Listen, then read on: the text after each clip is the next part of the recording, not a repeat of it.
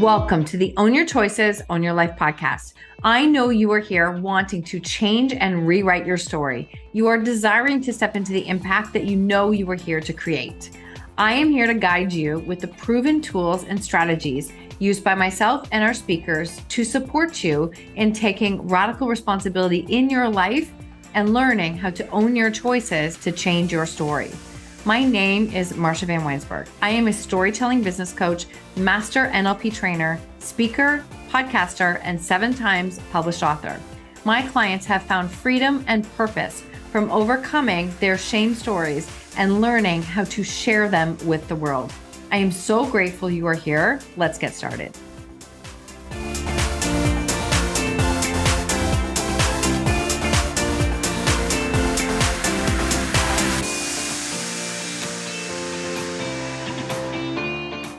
Welcome back to the show. I am so grateful that you are here. And you know, I love to talk about subconscious work and nervous system work and subconscious reprogramming and NLP and our thoughts and our beliefs, everything that we're doing and how that is shaping us to who we are.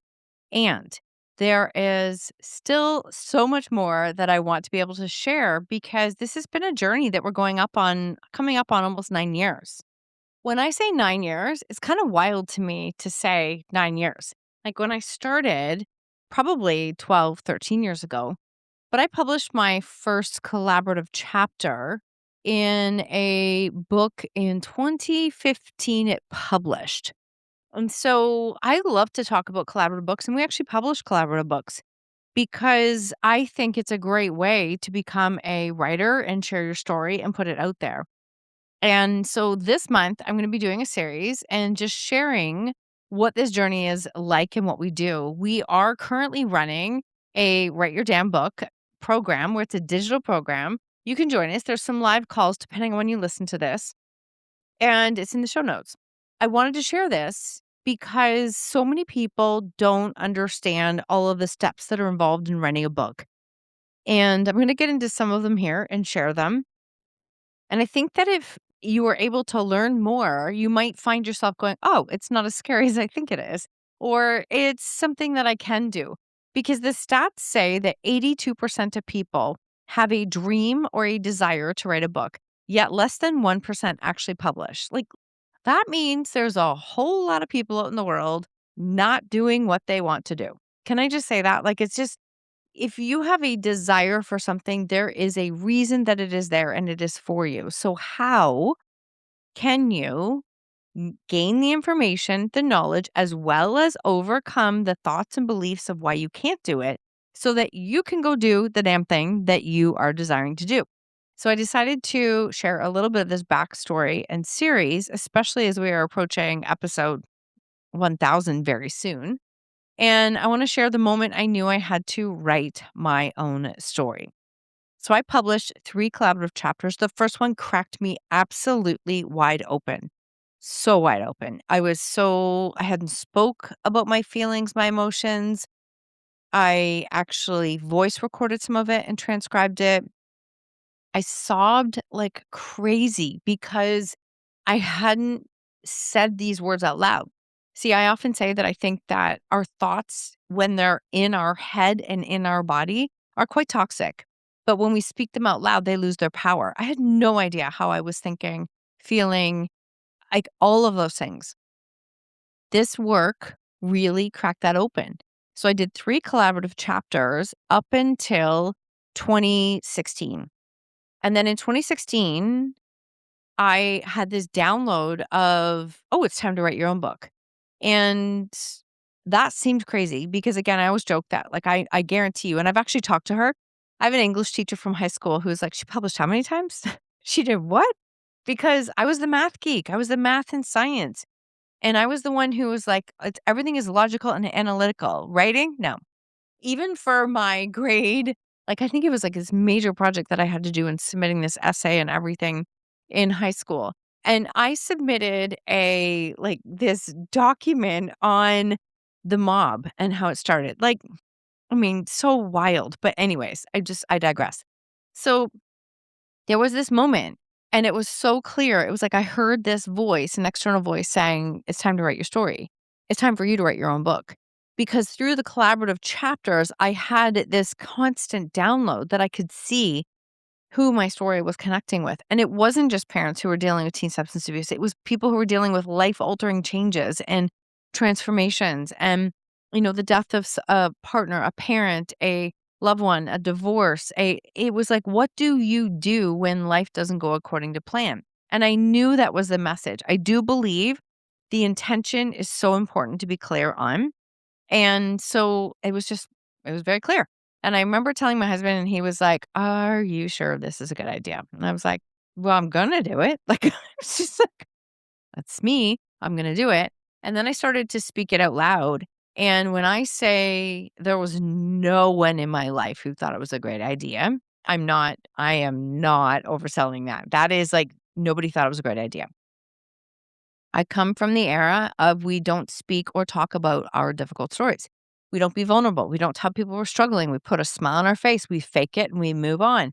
And because of that, that's actually more the reason why I felt called to share because we don't change stigmas until we start talking about them and understanding how shame works, that it changes when we start to put a voice to it. So I started to tell everyone, I'm like, "Okay, yeah, I'm like, this is what I'm gonna do. I'm so excited." And then was met with so much like, "You're crazy. This is insane. What are you thinking?" And I sat on it for probably about 6 months until I remember the end of it was probably close to December of 2016. And I was like, "You know what? I think it's time. I think it's time." And I had so many people that I had been crossing paths with in my life at that time, especially over 2016, where it was becoming more and more clear that, yes, you're supposed to write a book. So I just started to dive in. I wrote a script, not for my book. I wrote a script about this book being published in 2017. I wrote a script that the publisher came out of nowhere. I had support. It was like the manuscript went in on May 1st. This is 10 years ago. I was scripting as though it was already done. I still do it today. I'm telling you, it works. It 100% works because you're setting yourself up for the identity of the writer. And I didn't know then that is literally what NLP is. That's the transformation that you're doing. And so I continued. I continued. It was messy. It was raw. I was scared. I had so much self-doubt. I had it was swarming with doubt and opinions and criticism. And yet there was this tiny whisper that you're supposed to do this. You're meant to do this. I didn't have a business. This is not what I did. I didn't have a podcast. I had a full-time job. And my life was still in absolute chaos. There's no question. Like people say, wait for the wound to heal. And I'm like, I don't know. Actually, I don't like to follow the rules. I said, no, I think that can be done. And that's what I did. So I felt like if I don't do this, I will regret it for so long. I felt that I wasn't meant to stay small. Probably around mid 2016, 10 years ago, I actually was maybe 12 years ago. I can't remember this, but I was interviewed on CBC radio. And I remember thinking, okay, well, they wanted to do an interview. That's interesting. I mean, I had talked openly about it, but I hadn't done much else.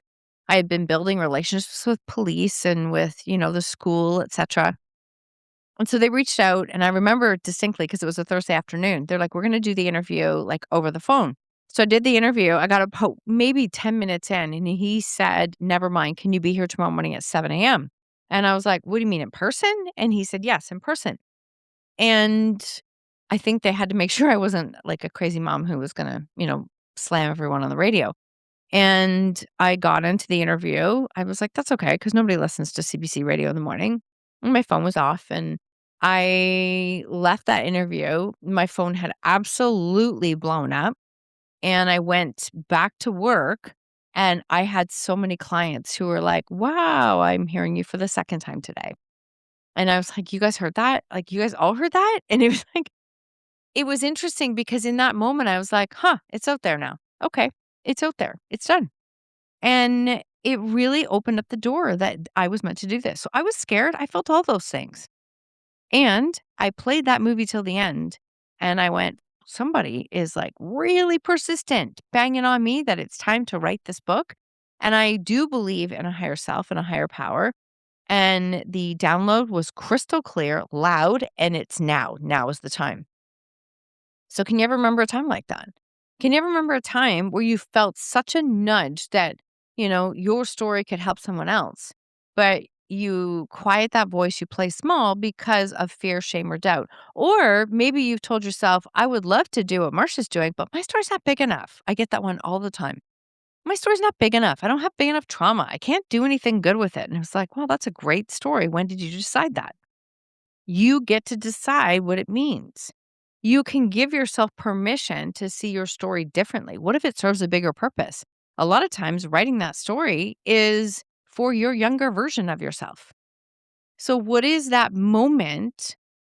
And substitute it for anything. This is book I'm talking about. Maybe it's something else. Maybe it's business. Maybe it's like, I don't know, hobby, like something. What's that moment in your life that taps you on the shoulder, asking you to be seen and heard? What is that moment? Because it's teaching you something. And this is really what it looks like before writing the outlines. Most people will tell you you have to just like you start writing and that's the outline. And you absolutely can.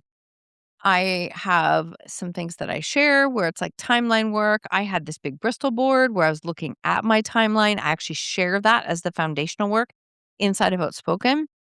Because when we start to look at our timeline, we realize that there is a continuous pattern that's actually happening here. And for me, I was the advocate. I was like, I'm the advocate. I've been the advocate since I was since I was young. I mean, I shared it in my book as public knowledge. I was sexually assaulted when I was 12 years old. And I was the person who brought that forth publicly. And I was it was a very, very difficult time. But boy, I think of that 12-year-old version of me how scared she was to do that, to then have a restraining order put on when we were all in the same classroom. So where do you go then? I tap into that. I go back to past versions of me. Even so much so, I mean, as an aside, it was my sister who read the book and she's like, "You don't have that story in there. You need to put your story in your book." I'm like, "I'm not putting that story in my book. There's no way." And she's like, it's instrumental to when this journey started. And so I'm glad I did ask other people for support when I was writing it. And it's normal to have those feelings of like, I'm not a good writer. I'm not a good enough writer. I mean, what if everyone is right? This story isn't big enough. What am I going to do with this? It's an emotional roller coaster. And that is exactly why I think that instead of just strategy, you have to get yourself on board, like subconsciously, to be able to be the author who is ready to share that book. Because you have to get your identity to be the person who's putting their story out there. You can write the whole thing.